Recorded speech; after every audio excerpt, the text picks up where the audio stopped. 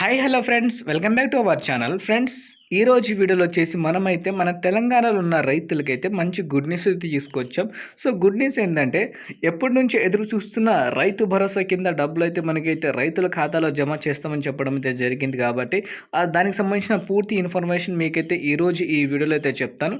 So మీరైతే ఈ వీడియోని ఎక్కడ స్కిప్ చేయకుండా పూర్తిగా ఎండ్ వరకు చూడండి. అలాగే ఇన్ఫర్మేషన్ మీకు నచ్చితే వీడియోని ఒక లైక్ చేసి మీ తోటి రైతులు అయితే ఎవరైతే ఉంటారో వాళ్ళు కూడా షేర్ అయితే చేయండి. వాళ్ళు కూడా ఇన్ఫర్మేషన్ వెళ్తుంది.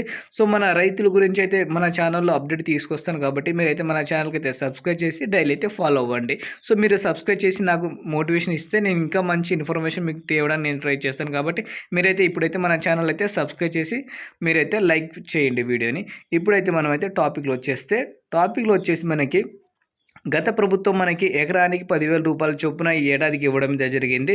సో కాంగ్రెస్ ప్రభుత్వం రాకముందు కొన్ని హామీలు అయితే ఇచ్చింది. ఆ హామీల ప్రకారంగా మనకి లాస్ట్ టైం వచ్చేసి ఆ హామీల ప్రకారంగా డబ్బులు అయితే ఇవ్వలేదు.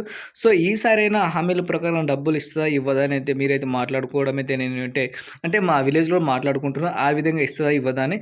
సో ఈసారి వచ్చేసి మనకి ఎకరానికి 7,500 రూపాయలు అయితే ఇస్తారు. సో దాంతోపాటు మనకి 5 ఎకరాలు 10 ఎకరాలు అదైతే పూర్తి అప్డేట్ అయితే లేదు. సో అప్డేట్ రాగానే మన ఛానల్లో నేనైతే ఒక వీడియో రూపంలో తీసుకొస్తాను.